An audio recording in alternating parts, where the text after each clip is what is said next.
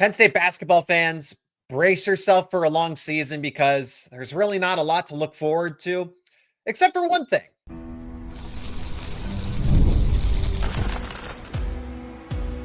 You are Locked On Nittany Lions, your daily podcast on the Penn State Nittany Lions. Part of the Locked On Podcast Network, your team every day. That is right. You are locked on to Penn State men's basketball. And thank you so much for checking out another edition of Locked On Nittany Lions, your daily source for all things Penn State sports. My name is Seyko, and I am your host of the show, credentialed media member for both Penn State football and Penn State wrestling. He is the associate producer to the podcast, but the Penn State men's basketball correspondent, more importantly here. He's a credentialed media member for Penn State basketball. That is Zane Brancefield, helped me out to give a season preview of the team. There is one thing to appreciate about this basketball team, and it's Kayden Mingo. We might be seeing an NBA caliber player take over for Penn State this season, but we're going to talk about realistic expectations. Is this team the worst in the Big Ten? Zane, that's where we're going to begin. Part of it is, hey, Penn State's in a true rebuild. They had a lot of seniors last season, a solid recruiting class led by Kayden Mingo, but this team is built with international players, a lot of moving parts, a lot of pieces coming together. And the Big Ten Conference is really good, really good.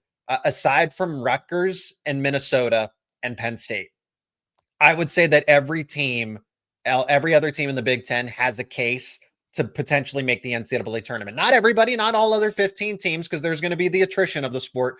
But Zane, that's what Penn State's up against when it comes to the Big Ten Conference in men's basketball. Yeah, you said it exactly right, because the Big Ten is a very deep conference, and that doesn't help Penn State. And, frankly, Penn State is a really young team, and with that comes inexperience. And so, they could surprise people and be a lot better than what we're saying. But the reality is, if you look at it, face value right now, based on what we saw last year, and then adding Mingo and company, there's just not a lot of, oh, this guy's going to be the guy that backs up Mingo, he's his counterpart type of play. There's young talent, there's promise here, but the question is how good can they be, how quick? Because Justin Hauser has shown good signs. They bring in a big guy like Sasha Shiani, and there's some other big players that have played a lot of ball that are coming here that are, like I said, that are really good. But the question is, can they hold up with that Big Ten play? Because Penn State's non-conference schedule, I think they can go above 500 in that realm. But when he gets to the Big Ten, you're already looking at a bunch of teams that are ranked in your Illinois, your Purdue's, your Michigan's, your Wisconsin's. And when you have to play a lot of teams of that caliber, it's not necessarily that Penn State's bad. It's just that those teams are a whole lot better.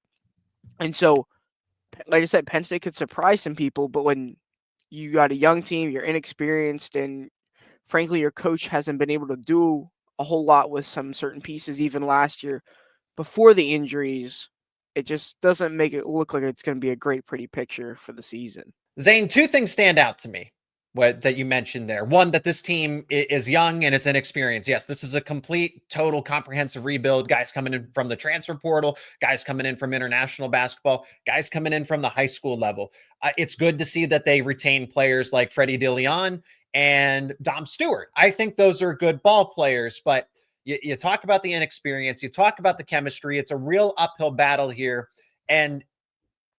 But it's not a Duke situation, right? Where you just reload with all the top tier high school talent. Even though Kayden Mingo has a lot of potential. We'll talk about him specifically later on. But you also said that, hey, Penn State could potentially go over 500 in non-conference play. Okay, Zane. Well, that kind of that puts a spotlight on maybe just how bad this Penn State basketball team might be if you're saying that genuinely. Because when you look at the non-conference schedule, Shippensburg, Fairfield, New Haven, Navy, LaSalle, Harvard, Providence, Boston University, Sacred Heart, Campbell.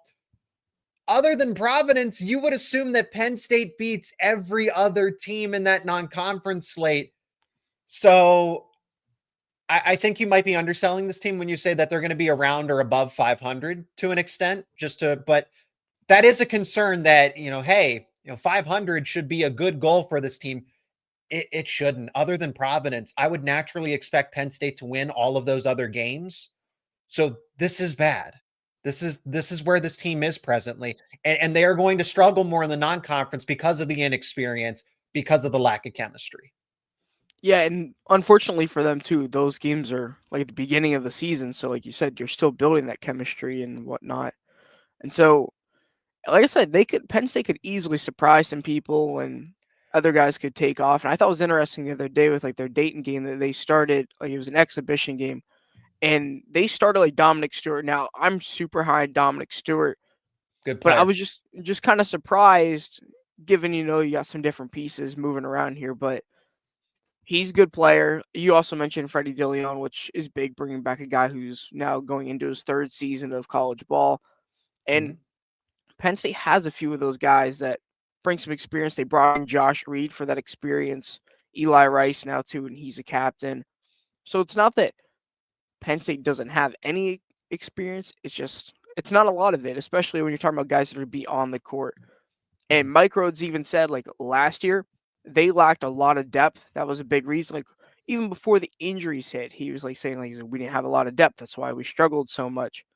Yep. And so they went out and they're hoping to have more depth this year. So I'm curious to see, does Mike Rhoades run like your basic 7-8 man rotation or does he go like 10, 11, 12 deep? I'm They really believe not that. quite They sure. believe that they can, because I asked Joe Crispin about it. He's the offensive coordinator, so to speak, for this Penn State legend in his own right for basketball, but he's the offensive coordinator, if you will. And he's confident that they could play 10, 11. They're not going to play 12 consistently every single night, but what you mentioned there is key, is the depth, and they believe that they have it when they're at full strength. And if they could do that, I definitely think they could hold their own against some of those other teams. Like, I'm not going to say against Purdue, like, because Purdue has guys that will play 35 minutes a Purdue's a night. national title contender. I don't know if they're holding their own against Purdue, right? But I would like to see them do better against the likes of a Northwestern, those kind of Mhm. fringe bubble teams. Because if they lose by 20 plus to Purdue, it's kind of understandable. But Well, you get good. your Northwesterns too, and like those kind of caliber teams who lost a lot of their star talent, even like USC, who's been kind of up and down the past few years. So I think there's a chance, like Penn State, like a lot of like different projections are saying, oh, Penn State finishes last in the Big Ten for this reason or another. But I think that Penn State can squeak out a couple of those games that go to crunch time. And I think depth and just like to an extent, like your talent can take you that far. And I think Kayden Mingo, like we'll talk, like you said, we'll talk about it more. But like I really Mhm. do believe that a guy like that can be that reason that Penn State closed out those games because there was a handful of games last year that Penn State just couldn't close out. They get within that last like 1-2 minutes of a game and they're only down by like a possession or two and they just couldn't close it out. I specifically remember that when they were playing Oregon, they could have won that game and they just couldn't close it. And so with that comes experience, but also sometimes you just need like the ball to go your way. And I think Yeah. Penn State could get that like a couple times this year. So finishing last in the Big Ten, I would say that's probably like only getting like 2 or 3 wins in the Big Ten. So if we say, can Penn State win 4 or 5 games? That's not last in the Big Ten. Maybe they squeak into the Big Ten tournament. I wouldn't count this team out for that. I think that's Okay. a goal for them. I think it's a possibility. Mike Rhoades would probably want to say, "Oh, we're going to the tournament," but like that's what he said last year, and he didn't say that outright this year. And while the players want that, I don't think that's a realistic goal. I think the goal this year should just be, can we make the Big Ten tournament? Go make some noise. Because if you look at that team that Micah Shrewsbury had a couple years ago, they they made the Big Ten tournament. They weren't like a top rated regular season team, but they went in and they made some noise, and then they made it into the NCAA tournament. And I think that would be Penn State's best chance at, like, if they want to go to that tournament, is to make noise in the Big Ten tournament. I'm not saying that it's realistic, but I think Penn State can win, like I said, maybe as high as like 4 or 5 Big Ten games and make that tournament.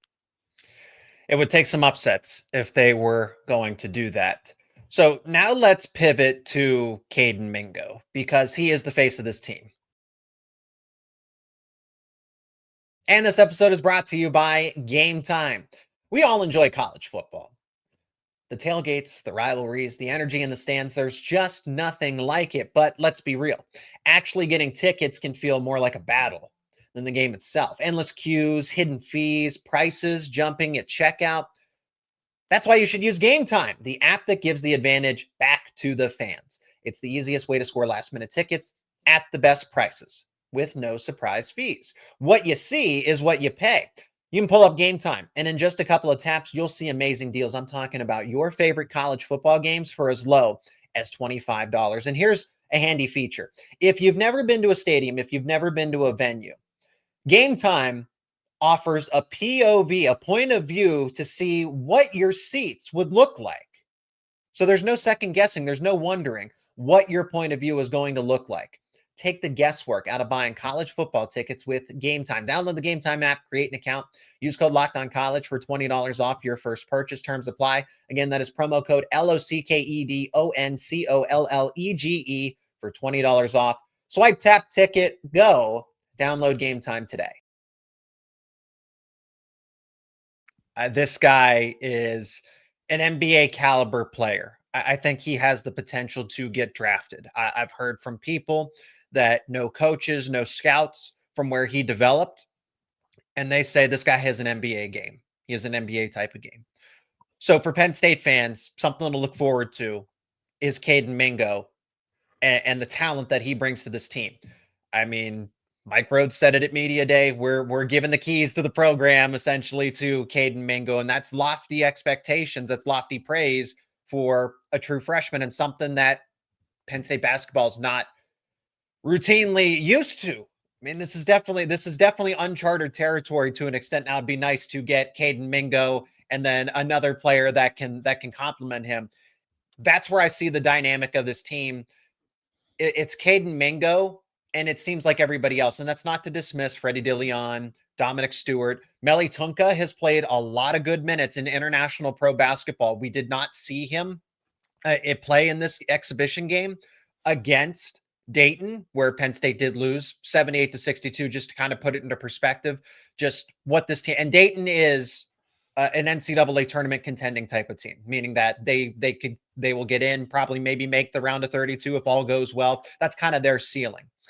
So the Nittany Lions, it's going to be Kayden Mingo running the show, which is great, but I'm eager to see if they have another complimentary player that steps up, preferably Meli Tunka, because there is that international pro basketball aspect to him, and Penn State intends to play both of them as 2 point guards at the same time. They think they have some leverage there. I think that's a good point too. Talking about even the Euro play, like you said, of Meli, but also just overall, they have some big guys, and I think Penn State wants to go that too. Also, they've been really high on Mason Blackwood. I've heard that from He played a little players. bit against Dayton. And yeah, and also Jamal Brunt, who's one of the coaches, he was pretty high on him too. Essentially bringing he's kind of like the Nick Kern Jr. type of play from last year. Very athletic, He's not highly going to, defensive. he's not going to be a scoring threat. No, he'll be a defensive guy though. Be a defensive guy. I mean, basically, but Zane, tell me more about Kayden Mingo here in this instance, because he was the leading scorer from that game. He had 16 points against Dayton. And this is what it's going to be. This isn't a flash in the pan type of situation. Are there going to be nights when he's cold? Yeah. Okay. It's going to happen. He's a true freshman, but he's going to be the leading scorer more often than not. He's going to distribute the basketball. He's going to pass. He's going to distribute. He's going to play good defense. I would say the only place he's not going to get 8 to 10 rebounds, he's not going to be averaging triple doubles, but he could have nights where it's 20 and 10, 20 points, 10 assists, something like that. Well, maybe that's a lot of points for Penn State to score, and then 10 assists assumes that there's a lot of scoring there too. But how about something like 15 and 8 or something like that? I think so it's not quite a double-double, but that's what I'm honestly anticipating from Kayden Mingo, because he does so many things well. He sees the game of basketball. He sees the floor very well. And I think that's his biggest asset is his passing. It's not to dismiss his scoring, because I think he's going to be one of the best scorers in the Big Ten as well. He's a multi-dimensional scorer. He can finish at the rim. He can shoot threes. You said he's working on off-ball offense. So if people are unfamiliar with that, it's kind of like your Steph Curry, who can come off the screens and are not always needing the ball in their hands to score. So Mingo told me at media day that that's what he's working on as well. But overall, he is pretty full game, decent defender. Like he's not going to be like a liability out there. I'm not saying he'll be Ace Baldwin level type, but he is going to be very good and can make your free throws like down the stretch if that's what you need.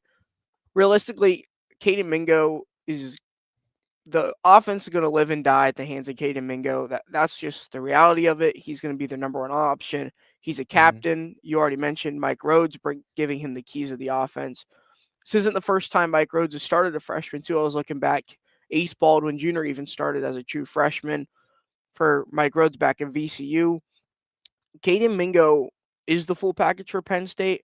And what comes with that is the reality that he might not be here for more than one season because of the talent he has, whether he gets picked up by another college team or if he goes pro. But Mm. he does have that game. He can, like I said, he can pass, he can score, he can do just about anything you need him to, which is why he's so valuable for this Penn State team. And honestly, why it's a little unfortunate that they don't have more guys around him to help complement his play Yeah. and make his job a little easier. Because the players have already said, "Oh, he makes the game so much easier for me." I was talking with Melly, and he's like, "Just like makes the game easier. I can adjust better, and this, that, or another." And that goes a long way for guys who have played with multiple different players like Melly over in Europe. And he Melly wasn't the only guy talking about the value that Mingo brings. I talked with other players too, and it's just what it all comes down to is the way he slows the game down, plays at his pace, and doesn't allow the defense to speed him up, which is Yep. what's super important about playing like NBA ball. If you look at the top stars, they play at their pace. It doesn't matter if they're getting double teamed, if the defense is in a zone, whatever that is, they play how they want to play. And that's what Kayden Mingo brings to this offense. He's going to set up his players. He's going to go downhill if he needs to. He's going to shoot if he needs to. And like you said, Zach, he might not have a great shooting night one game or another. And Mike Rhoades said he expects that. He's a true freshman. They'll get through it. Yep. And hopefully on those nights, somebody else picks him up. And Mingo really is, he's a top level talent. He's rated inside the top 50 new players of the year for a reason. He's number 48. Mhm. And I think Penn State fans are going to see that. We saw, like you said, Dayton's a very good team, and he scored 16 points against them. So what's he going to do when it comes to those other non-conference games of player or teams who aren't quite as good as Dayton? What's he going to do against even like your Purdue's? If he can score like 12, 15 points against Purdue, I think that's great for him. And I Mhm. think that's very doable. And like you said, like if he can score 15 and 8 on a night, that's kind of the expectation. Kayden Mingo is going to be what carries this Penn State team. If he can score, if for some reason he averages like 20 and 6, Penn State could very easily make the Big Ten tournament if the other guys can get like 6, 7 points a night. But if no one's helping him out, that's a different story. But Kayden Mingo really is the real deal. People hype him up, but I just want fans to Yep. realistically go watch tape. Like there's tape out there of Kayden Mingo in high school, and it's not like he was playing a bunch of guys that couldn't play ball. He was Yeah. playing in New York. He was even Elite talking about elite competition that he was elite facing. competition. So And he has good. he even said like he was playing at Rucker Park and he's played with a lot of guys, and he said even there's a lot of point guards that like just play in just because of the New York amount, like the quantity of guys there. He's like, so I can play with big guys, I can play with little guys, and that's going to be super valuable for him, especially like in the NBA that's becoming so positionless, and Mhm. even college basketball. Sometimes if you just want your best guys out on the floor, which I know how Mike Rhoades last year oftentimes went small ball because he just wanted his best players, and Yeah. that's going to benefit to Kayden Mingo if there's a like small lineup out there too.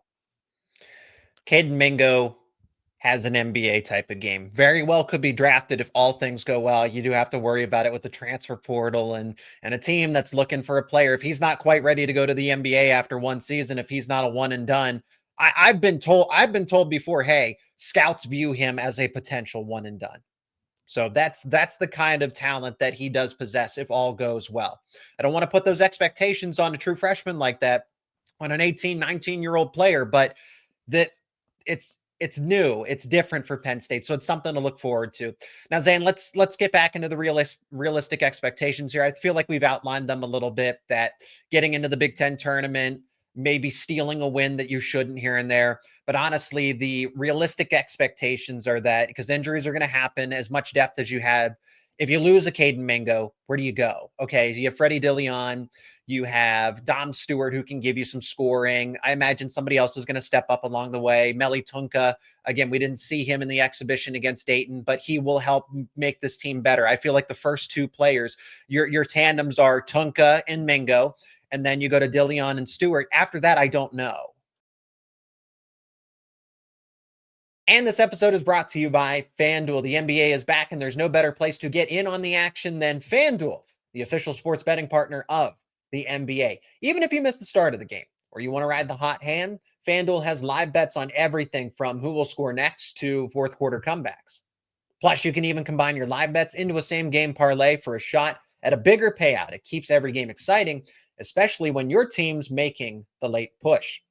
And right now, FanDuel is giving new customers $300 in bonus bets when your first $5 bet wins. That's right, $300 in bonus bets to use all across FanDuel. That's NBA, baseball in the postseason right now, NFL, college football. Lines are posted for Penn State versus Ohio State, and the line is moving. Ohio State is now a 20.5-point favorite, minus 2,000 on the money line, plus 980 for Penn State. If you're thinking all-out upset here, the total is set at 43.5. If you like those lines, you can bet them over at FanDuel.com and the FanDuel app. Head over to FanDuel.com to sign up and play your game with FanDuel, the official sports betting partner of the NBA. I mean, I could name them for you, but it wouldn't. I don't know what kind of confidence when I say that. I don't know how much confidence I have in the next dynamic tandems, the dynamic duos that can help push this team forward. And it's going to be comprehensive across the board. Okay, so you're going to get here's the thing again that Penn State struggles with: 3-point shooting. This is a team that this is a sign of things to come. They were 4 of 22 against Dayton. They don't shoot the 3-point ball very well. Sure, Dilion can have a solid night. He can have a night but that's going to be out of the ordinary there. They have Eli Rice. He's going to shoot threes. Kayden Mingo is going to shoot threes, but they just don't have that assassin from behind the arc. That's a bit of an issue.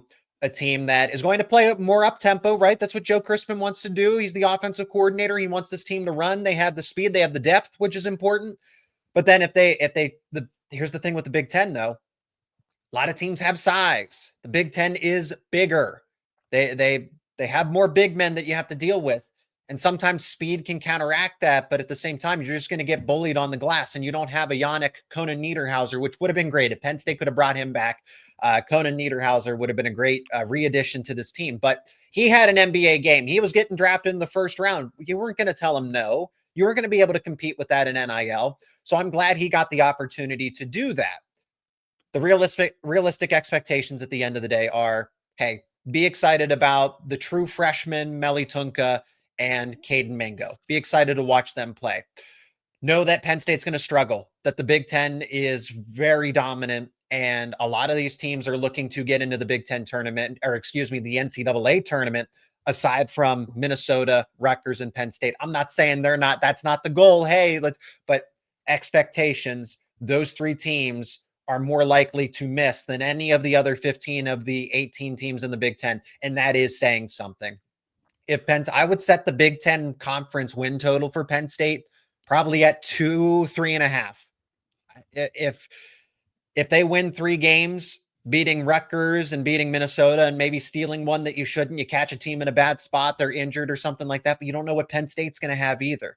Penn State might get into a low spot. That Joe Crispin reaffirmed to me, we had a tournament team last year, even though they finished where they did last season. That was the kind of confidence they had in that team if they were healthy. So you never know at the end of the day what could happen. But on paper, compared to everybody else, 2-3 Big Ten conference wins is probably the likely expectation here. Yeah, I think that's a very realistic expectation, 2-3 wins or around that number.